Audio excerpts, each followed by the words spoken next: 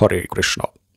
আমরা আজকে আলোচনা করব নৃসিংহ চতুর্দশী কেন পালন করতে হয়, নৃসিংহ চতুর্দশী পালন করলে কি ফল বা না করলে কি শাস্তি, কারা এটি পালন করবেন, কিভাবে এটি পালন করবেন, নৃসিংহ চতুর্দশী মাহাত্ম্য, এই দিন কি কি করতে হবে, কি কি করা যাবে না, ব্রতের সংকল্প মন্ত্র, কবে এই ব্রত পালন করতে হবে, এই সমস্ত বিষয়ে আমরা আলোচনা করব।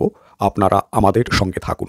আধ্যাত্মিক তাৎপর্যের বিচারে বৈশাখ মাস এক অতি গুরুত্বপূর্ণ মাস। বৈশাখ মাসের শুক্লপক্ষের চতুর্দশী তিথি শ্রী নরসিংহ চতুর্দশী ব্রত বৈশাখ মাসের শুক্লপক্ষের চতুর্দশী তিথির গোধূলি লগ্নে শ্রী নৃসিংহদেব আবির্ভূত হয়েছিলেন তাঁর প্রিয় ভক্ত প্রহ্লাদ মহারাজকে রক্ষা করার জন্য, এবং তিনি হিরণ্যকশিপুকে বধ করেছিলেন ওই দিন। এই বিষয়টি সম্পর্কে আপনারা অনেকেই জানেন।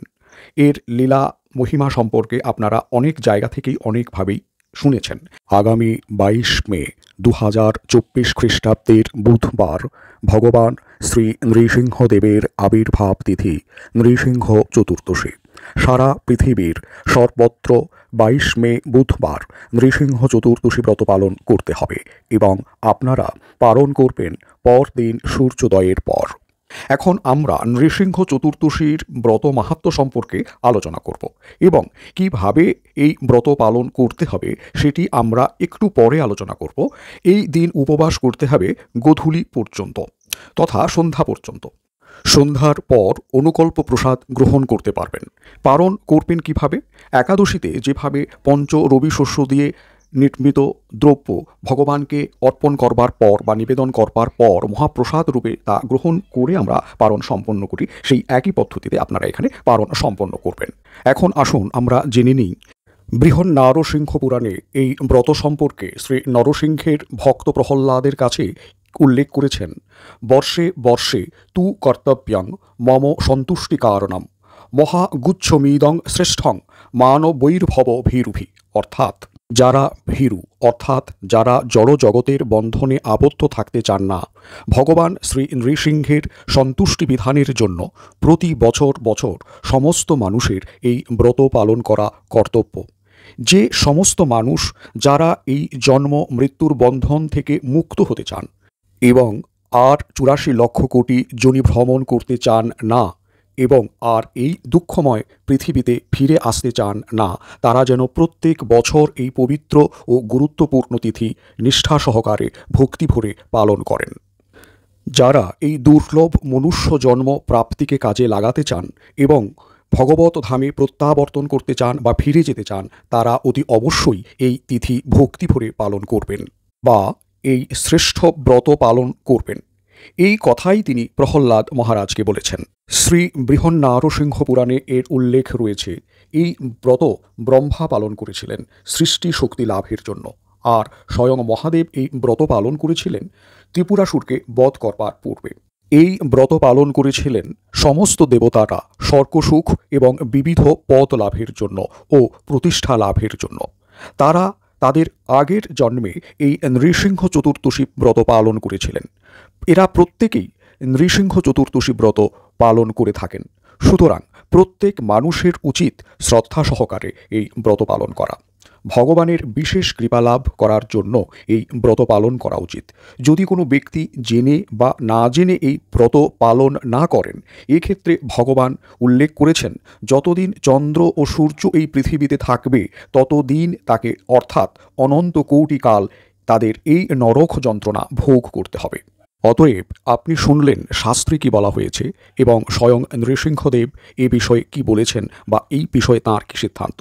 সুতরাং আপনি নিজে অবশ্যই এই ব্রত পালন করবেন, এবং এখন যখন আপনি এই বিষয়টি শুনলেন এবং জানলেন, সুতরাং সবাইকে, অর্থাৎ আপনার প্রিয়জনদের এই বিষয়টি শেয়ার করবেন এবং জানাবেন, তারাও যেন সবাই এই পবিত্র ও শ্রেষ্ঠ ব্রতটি পালন করেন। ব্রত কিভাবে পালন করতে হবে? ব্রতের আগের ও পরের দিন সম্পূর্ণ নিরামিষ আহার করতে হবে। যারা নিরামিষ আহার করেন তারা ব্রতের আগের ও পরের দিন সম্পূর্ণ আমিষ আহার বর্জন করবেন এবং নিরামিষ আহার ভোজন করবেন। কোনো রকম নেশার দ্রব্যাদি গ্রহণ করা চলবে না। চা, পান, বিড়ি, সিগারেট, মদ প্রভৃতি ইত্যাদি নেশা দ্রব্য বর্জন করতে হবে। তাস পাশা জুয়া খেলা অবৈধ সম্পর্ক মিথ্যাচার মিথ্যা কথা পরনিন্দা পরচর্চা হিংসা ঈর্ষা থেকে বিরত থাকবেন। এই কার্যগুলি সম্পূর্ণরূপে নিষিদ্ধ। ব্রতের দিন ব্রতের সংকল্প করতে হবে। সূর্যোদয়ের 1 ঘন্টা 36 মিনিট পূর্বে প্রাতঃস্নান করবেন, তারপর ধোয়া বস্ত্র পরিধান করবেন, পরে সংকল্প করবেন। সবাই চেষ্টা করবেন অন্ততপক্ষে সূর্যোদয়ের পূর্বে শয্যা ত্যাগ করে প্রাতঃস্নান করে ধোয়া বস্ত্র পরিধান করে সংকল্প করবেন। ভগবান নৃসিংহদেবের চরণে পুষ্প ও তুলসী অর্পণ করবেন, ভগবানের নিকট প্রার্থনা করবেন এবং মন্ত্র উচ্চারণ করে আপনি ব্রতের সংকল্প করবেন। শ্রী নৃসিংহ চতুর্দশী ব্রতের সংকল্প মন্ত্র: শ্রী নৃসিংহ মহাভীম দয়াং কুরু মমোপুরী অত্যাহং তে বিধাস্বামী ব্রতং নির্বিঘ্নতাং নয়। অর্থাৎ, হে শ্রী নৃসিংহ, হে মহাভীম, আমার উপর দয়া প্রকাশ করুন। অদ্য আমি আপনার ব্রত আচরণ করিব, নির্বিঘ্নে সম্পূর্ণ করুন। ব্রতের সংকল্প করবার পরে মঙ্গল আরতি করবেন এবং অধিক হরিনাম জপ করবেন। ভগবানের সেবা পূজা করবেন, ভগবানের চরণে চন্দন মিশ্রিত তুলসী ও পুষ্প অর্পণ করবেন। যত বেশি সম্ভব তুলসীপত্র অর্পণ করবেন। কমপক্ষে চেষ্টা করবেন 1 জোড়া তুলসীপত্র চন্দনে ভিজিয়ে নৃসিংহদেবের চরণে অর্পণ করবেন। আর যদি আপনি তুলসীর মালা বানাতে চান, সেক্ষেত্রে সূঁচ দিয়ে তুলসী পাতাকে ছিদ্র করে মালা তৈরি করবেন না। তুলসীর মালা বানানোর জন্য একত্রে বেশ কয়েকটি তুলসী পাতা নিয়ে তার বৃন্তে গিঁট দিয়ে দিয়ে এইভাবে তুলসীর মালা বানাবেন এবং ভগবানকে অর্পণ করবেন। শ্রী নরসিংহ ভগবানের অষ্টোত্তর শতনাম রয়েছে। আপনি যখন এই অষ্টোত্তর শতনাম পাঠ করবেন, একটি নাম বলবেন আর সাথে হাত দিয়ে চন্দন মিশ্রিত তুলসীপত্র শ্রী নৃসিংহ ভগবানের পায়ে অর্পণ করবেন। এভাবে আপনি 108টি নাম বলবেন এবং 108টি তুলসীপত্র বা 1 জোড়া করে তুলসীপত্র 108 বার আপনি ভগবান নৃসিংহদেবের চরণে অর্পণ করবেন। এছাড়া আপনি এই দিন ভগবানের সহস্রনামাবলী রয়েছে তা পাঠ করবেন। ভগবান নৃসিংহদেবের কবচ মন্ত্র রয়েছে, সেগুলিও পাঠ করবেন। এছাড়া আপনি যা করতে পারেন সেগুলো হচ্ছে পূর্ণরূপে আরতি করবেন। যখন আপনি আরতি করবেন, চেষ্টা করবেন ঘৃত প্রদীপের মাধ্যমে ঈশ্বরকে আরতি করার। যখন ঘৃত প্রদীপের মাধ্যমে আপনি ভগবানকে আরতি করবেন, তখন চেষ্টা করবেন, যদি আপনার পক্ষে সম্ভব হয়, একটু বেশি কর্পূর সহযোগে আরতি করবেন। তাহলে ভগবান নৃসিংহদেব অত্যন্ত তৃপ্ত হন। এছাড়া এই দিন ভাগবতের 7ম স্কন্ধ থেকে ভগবান নৃসিংহদেবের লীলা মহিমা পাঠ করতে পারেন। এছাড়া নৃসিংহ স্তুতি বা নৃসিংহ লীলা গ্রন্থ যদি বাড়িতে থাকে ভালো, না থাকলে কোনো জায়গা থেকে সংগ্রহ করে সেখান থেকে সমস্ত রকম মন্ত্র আপনি পাঠ করতে পারেন। কতক্ষণ উপবাস করতে হবে? আপনাকে গোধূলি লগ্ন পর্যন্ত নির্জলা উপবাস করতে হবে, কারণ শ্রী নৃসিংহদেবের আবির্ভাব গোধূলি লগ্নে হয়েছিল। তাই সন্ধ্যা পর্যন্ত কমপক্ষে উপবাস করতে হবে। এরপর সন্ধ্যার পর আপনি অনুকল্প প্রসাদ হিসেবে জল ফল গ্রহণ করতে পারেন, যেমন একাদশীতে গ্রহণ করেন, নিজের প্রয়োজন ও ইচ্ছানুসারে। যদি কেউ নির্জলা উপবাস করতে চান তবে তা তিনি করতেই পারেন, কিন্তু যারা অসুস্থ বা গর্ভবতী মহিলারা যদি মনে করেন সম্পূর্ণ একটানা উপবাস তাদের পক্ষে সম্ভব নয়, সেক্ষেত্রে তারা সকালে এবং দুপুরে ফল জল অনুকল্প প্রসাদ রূপে গ্রহণ করতে পারেন। যারা অসুস্থ, যাদের ঔষধ না খেলে চলবেই না, জীবনদায়ী ঔষধ খেতেই হবে, তারা অবশ্যই এই নিয়ম মান্য করতে পারেন। তারা সুস্থতার জন্য ভগবান নৃসিংহদেবের কাছে প্রার্থনা করবেন। আর গর্ভবতী মায়েরা সুসন্তানের কামনা করে প্রার্থনা করবেন এবং তাদের দীর্ঘায়ু কামনা করেও প্রার্থনা করবেন। আপনি নিজে ও আপনার পরিবার পরিজন বন্ধু বান্ধব আত্মীয় সবাই মিলে এই পবিত্র ব্রত পালন করবেন। আপনার কথায় অন্য কেউ যদি এই ব্রত পালন করেন, তাহলে ভগবান আপনার প্রতি অধিক সন্তুষ্ট হবেন এবং আপনি বিশেষ কৃপা লাভ করবেন। অর্থাৎ আপনি নিজেও এই ব্রত পালন করবেন এবং অন্যকে উৎসাহিত করবেন। কামনা বাসনা পূরণের জন্য যারা এই ব্রত পালন করতে চান, তারাও তাদের মনোবাঞ্ছা পূরণ করার জন্য এই ব্রত পালন করে থাকেন। প্রকৃত ভক্ত নিঃসন্দেহে দেবতাকে সন্তুষ্ট করার জন্যই এই ব্রত পালন করেন, তাঁর নিজের কোনো কামনা বাসনা পূরণের জন্য নয়। সন্ধ্যার পূর্বে স্নান করে নেবেন, সান্ধ্যকালীন পূজার প্রস্তুতি সেরে রাখবেন। সন্ধ্যার সময় ভগবানের অভিষেক পূজা আরতি ও ভোগ নিবেদন করতে হয়। এবার প্রশ্ন, অভিষেক কারা করতে পারবেন? অভিষেক অবশ্যই তারাই করতে পারবেন যারা দীক্ষিত। অন্ততপক্ষে হরিনাম দীক্ষিত হতে হবে এবং প্রসাদ ভোজী হতে হবে, তাহলে আপনি অভিষেক করতে পারেন। আর সবাই অভিষেক দর্শন করতে পারেন। অভিষেক নিজে করা বা দর্শন করা সমান ফল প্রাপ্ত হবেন আপনারা দুজনেই। এই ক্ষেত্রে আপনি মায়াপুর বা বৃন্দাবনের নৃসিংহ দেবের অভিষেকের সরাসরি টিভি সম্প্রচার দেখবেন। আর সকলে নৃসিংহদেবের চরণে তুলসীপত্র ফুল নিবেদন করে আরতি করতে পারবেন, স্তব স্তুতি করে প্রণাম মন্ত্র উচ্চারণ করতে পারবেন। কি দিয়ে অভিষেক করবেন? দুধ, দই, ঘি, মধু, চিনি বা মিছরির জল দিয়ে অভিষেক করতে হয়। এই 5টি দ্রব্যকে পঞ্চামৃত বলে। একটি একটি দ্রব্য দিয়ে, অর্থাৎ প্রথমে আপনি দুধ দিয়ে অভিষেক করলেন, তারপর দই দিয়ে করলেন, তারপর ঘি দিয়ে অভিষেক করলেন, তারপর মধু দিয়ে অভিষেক করলেন, তারপর চিনি বা মিছরির জল দিয়ে অভিষেক করলেন। এছাড়া আপনি ফলের নানা রকম রস, ডাবের জল এবং বিশুদ্ধ জল ও ধারা বা বাড়ি ধারা দিয়ে আপনি অভিষেক করতে পারেন। অভিষেকের পর আপনি আরতি করবেন, তারপর ভোগ নিবেদন করবেন। কি ভোগ নিবেদন করবেন? নানা রকমের ফল, কাজু বাদাম, কাঠবাদাম, কিশমিশ, দুধের ছানা, পায়েস, ক্ষীর ইত্যাদি বানিয়ে আপনি ঠাকুরকে বা ভগবানকে নিবেদন করতে পারেন। এছাড়া পঞ্চরবি শস্য দিয়ে তৈরি নানা রকমের উত্তম ব্যঞ্জন আপনি বানিয়ে তা ভগবানকে নিবেদন করতে পারেন। ভগবান নৃসিংহদেবের প্রিয় ফল হল পাকা মিষ্টি আম। এছাড়া আপনি তালমিছরি, কাজু, কিশমিশ ইত্যাদি দিতে পারেন। প্রিয় ফলের কথা বলা হলো, এবার আসি প্রিয় ফুল কি। প্রিয় ফুল হলো পদ্ম ফুল। আপনারা পদ্ম ফুলের মালা তৈরি করে ভগবান নৃসিংহদেবকে অর্পণ করতে পারেন। এছাড়া সুগন্ধি সাদা ফুল আপনি এই পূজায় ব্যবহার করতে পারেন। সুগন্ধি সাদা ফুলের মালা বানিয়ে আপনি ভগবান নৃসিংহদেবকে অর্পণ করতে পারেন। আগেই আমি চন্দন মিশ্রিত তুলসীপত্র ভগবানের শ্রীচরণে অর্পণের কথা বলেছি। এর ফলে আপনার জীবনে বহু রকমের বাধা বিঘ্ন দূর হবে এবং আপনার পরম কল্যাণ হবে, পরম মঙ্গল হবে। নৃসিংহদেবের 9টি নাম উচ্চারণ করে আপনারা নবগ্রহের দোষ কাটাতে পারেন। নৃসিংহদেব হলেন বিঘ্ননাশক, ভক্ত রক্ষক। ভগবান নৃসিংহদেবের চরণে যদি আমরা শরণ নিই এবং তাঁর নির্দেশিত পথে চলি, তাহলে তিনি আমাদের নিশ্চয়ই রক্ষা করবেন। নৃসিংহদেবকে পুজো করবেন ফুল এবং তুলসীপত্র দিয়ে।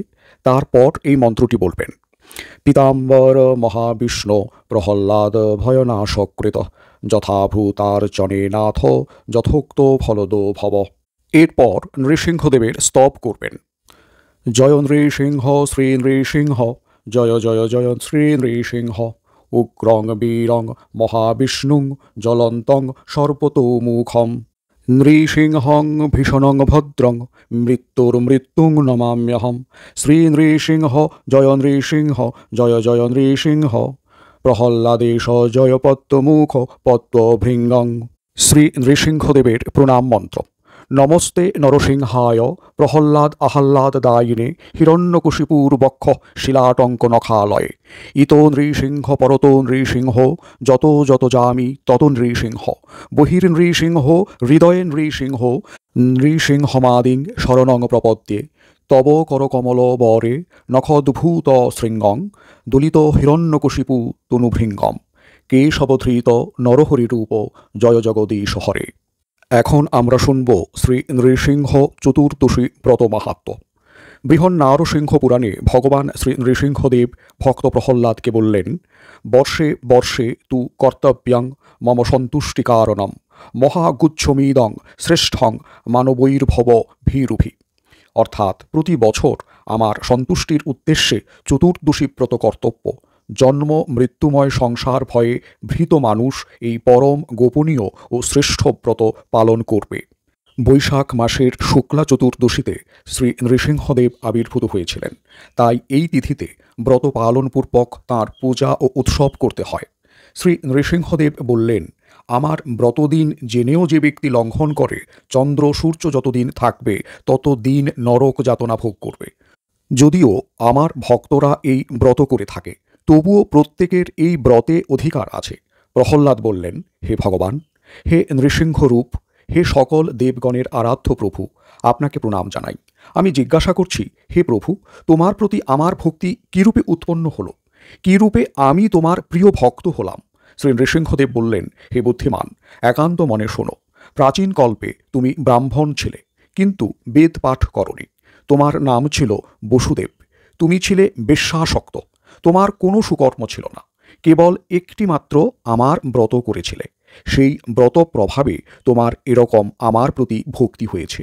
প্রহ্লাদ বললেন: হে নৃসিংহ, হে অচ্যুত, হে প্রভু, আমি কার পুত্র হয়ে কি করতাম? বেশ্যাসক্ত অবস্থায় কিভাবে তোমার ব্রত করলাম? দয়া করে বলুন। শ্রী নৃসিংহদেব বললেন, পুরাকালে অবন্তিপুরে এক বেদজ্ঞ ব্রাহ্মণ ছিল। তার নাম ছিল বসুসর্পা। ধর্মপরায়ণ ও বৈদিক ক্রিয়া অনুষ্ঠানে তৎপর তাঁর ভার্যা জগৎপ্রসিদ্ধা সুশীলা পতিব্রতা সদাচারিণী। তাদের 5 পুত্র ছিল। 4 জন ছিল সদাচারী বিদ্বান, পিতৃভক্ত, কিন্তু কনিষ্ঠ পুত্রটি ছিল অসদাচারী, সর্বদা বেশ্যাসক্ত, সুরাপায়ী। সেই কনিষ্ঠ পুত্রটি ছিলে তুমি। নিত্য বেশ্যাগৃহেই তুমি বসবাস করতে। এক বনমধ্যে তুমি ও সেই তোমার বান্ধবী বেড়াতে গিয়েছিলে। তোমরা মনে করেছিলে দিনটা বেশ ভালোই কাটবে, কিন্তু তোমাদের নিজেদের মধ্যে চরিত্র বিষয়ে বিশেষ রকমে কলহ বেঁধে যায়। তোমাদের মধ্যে মনোমালিন্যের কারণে মৌনভাবে তোমরা আলাদাভাবে একটি স্থানে এসে বসেছিলে। সেখানে তুমি অতি পুরনো ধ্বংসাবশেষ গৃহ নিদর্শন স্বরূপ কিছু ইট পাথর দেখেছিলে। সেই নির্জন স্থানে আলাদাভাবে উপবেশন করে তোমরা 2 জন ক্রন্দন করছিলে আপন আপন ভাবে। সারা দিন তোমরা অনাহারী ছিলে, এমনকি জল পর্যন্ত পান করনি। সারা রাত ও তোমরা জাগরিত ছিলে। ক্লান্ত শরীরে, দুঃখিত অন্তরে, মনোমালিন্য ভাবে তুমি সেখানে শুয়ে পড়ে প্রার্থনা করছিলে, হে ভগবান, হে শ্রীহরি, এই জগতের কত লোক সুন্দর। আমার মা বাবা কত সুন্দর ধর্মপ্রাণ, আমার ভাইয়েরা কত সুন্দর, তারা নিষ্ঠাবান, চরিত্রবান, কিন্তু আমি অধঃপতিত, আমি মহামন্দমতি, আমি চরিত্রহীন, পথের পাগলের চেয়েও অধম। হে ভগবান, ভালো লোকেরা তোমার শরণাগত, আমি মূর্খ, কারও শরণাগত নই। আমি অতি নিঃসঙ্গ, আমি বড় অসহায় অবস্থায় তোমার কাছে প্রার্থনা করছি, হে ভগবান, আমাকে বিশুদ্ধ জীবন দান করো। এভাবে তুমি ক্রন্দন করছিলে, আর তোমার বান্ধবী সেও একান্ত মনে প্রার্থনা করছিল, হে ভগবান, আমি সমাজের মধ্যে সবচেয়ে জঘন্য স্তরের জীব। সভ্য সমাজ থেকে আমি বিক্ষিপ্ত ও বিচ্ছিন্ন। এই জগতে অনেক নিষ্ঠাবতী সাধ্বী সুন্দরী নারী রয়েছে, আর আমি মহাপাপী গণিকাবৃত্তি করেই জীবন নষ্ট করেছি। প্রতিদিনই কেবল পাপের বোঝা বাড়িয়েছি। নরক যাতনা কতই না এই পোড়া কপালে অপেক্ষা করছে। ভদ্র সমাজে কেউ কোনো দিন আমাকে তাকাতেও চায় না। আমিও এই জগতের কোনো পথ খুঁজে পাই না। হে পরম করুণাময় ভগবান, যদি তোমার অহৈতুকী কৃপা দৃষ্টি আমার প্রতি থাকে, তবে দয়া করে আমার এই জীবন পরিবর্তন করে দাও। এভাবে সে আকুল অন্তরে ক্রন্দন করতে লাগল। শ্রী নৃসিংহদেব বললেন, হে প্রহ্লাদ, সেই স্থানটি ছিল আমার প্রাচীন মন্দির। সেই দিনটি ছিল বৈশাখ মাসের শুক্লা চতুর্দশী, আমার আবির্ভাবের দিন। তোমরা উপবাসী ছিলে, রাত্রি জাগরণ করেছিলে, জীবনের কল্যাণ প্রার্থনা করছিলে, অর্থাৎ অজ্ঞাত সারেই তোমরা আমার পরম মঙ্গলময় চতুর্দশী ব্রত পালন করেছিলে।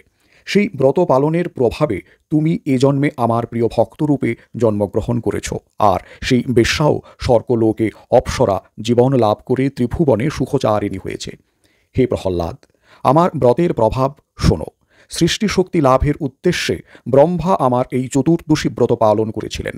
ত্রিপুরাসুরকে বধের উদ্দেশ্যে মহাদেব এই ব্রত করেছিলেন। স্বর্গসুখ লাভের জন্যই দেবতারা আগের জন্মে আমার ব্রত করেছিলেন। বেশ্যাও এই ব্রত প্রভাবে ত্রিলোকে সুখচারিণী হয়েছে। যে সমস্ত মানুষ আমার এই ব্রতশ্রেষ্ঠ পালন করবে, শতকোটি কল্পেও তাদের সংসারে পুনরাগমন নেই। আমার ব্রত প্রভাবে অপুত্রক ভক্তপুত্র লাভ করে, দরিদ্র ধনশালী হয়, তেজস্কামী তেজ লাভ করে, রাজ্যকামী রাজ্য পায়, আয়ুষ্কামী দীর্ঘায়ু লাভ করে। স্ত্রীলোকেরা আমার এই চতুর্দশী ব্রত পালন করলে ভাগ্যবতী হয়। এই ব্রত সৎপুত্রপ্রদ, অবৈধব্যকর ও পুত্রশোক বিনাশন, দিব্য সুখপ্রদ। স্ত্রী পুরুষ যারা এই উত্তম ব্রত পালন করে, তাদের আমি সুখ ও ভুক্তি মুক্তি ফল দান করি। হে প্রহ্লাদ, দুরাত্মাদের আমার ব্রত পালনে মতি হয় না, পাপ কর্মেই সর্বদা তাদের মতি।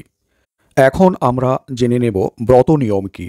শ্রী নৃসিংহদেব বললেন, বৈশাখী শুক্লা চতুর্দশী ব্রত পালনকারীরা পাপাচারীদের সঙ্গে কথা বলবে না, মিথ্যা আলাপ বর্জন করবে, স্ত্রী সম্ভাষণ বর্জন করবে, দূত ক্রীড়া ত্যাগ করে আমার রূপ গুণ লীলার কথা স্মরণ করবে, দুপুরে পবিত্র জলে স্নান করবে, তারপর ঘরে এসে গোময় দিয়ে মণ্ডপ লেপন করে অষ্টদলপদ্ম রচনা করবে। সেই পদ্মের উপর রত্নযুক্ত তামার কলসি বসাতে হবে, তার উপর চাল ভর্তি একটি পাত্র রাখতে হবে, চাউলের উপর লক্ষ্মীসহ নৃসিংহদেবকে স্থাপন করতে হবে, কিংবা মণ্ডপে পবিত্র ফুল সাজিয়ে তার উপর পঞ্চামৃতে শ্রী লক্ষ্মী নৃসিংহকে স্নান করিয়ে পূজা আরম্ভ করতে হবে। আগে প্রহ্লাদের পূজা, তারপর লক্ষ্মী নৃসিংহের পূজা। এই অভিষেক ও পূজা আরতি সন্ধ্যাকালে সম্পন্ন করতে হয়। নৃত্য, গীত, বাদ্য ও হরিনাম সংকীর্তন, নৃসিংহ স্তুতি, নৃসিংহ লীলা পাঠ কীর্তনপূর্বক রাত্রি জাগরণ এবং পরদিন সকালে স্নান সেরে যত্ন সহকারে পূজা ও সকালের মঙ্গল প্রার্থনা করতে হয়। তারপর ব্রাহ্মণকে দক্ষিণা দান ও প্রসাদ সেবন করতে হয়। অপারগ লোকেরা কমপক্ষে সন্ধ্যার পর অনুকল্প প্রসাদ গ্রহণ করে থাকেন। রাত 10টা পর্যন্ত জেগে থাকেন। পরদিন মঙ্গলারতিতে নৃসিংহ স্তব করতে থাকেন। ভিডিওটি ভালো লাগলে সবার সঙ্গে শেয়ার করবেন, লাইক করবেন, কমেন্ট করবেন, কিন্তু সাবস্ক্রাইব করতে ভুলবেন না। কেমন লাগলো জানাবেন। কোনো পারমার্থিক বা আধ্যাত্মিক প্রশ্ন থাকলে অবশ্যই করবেন। ধন্যবাদ। হরে কৃষ্ণ।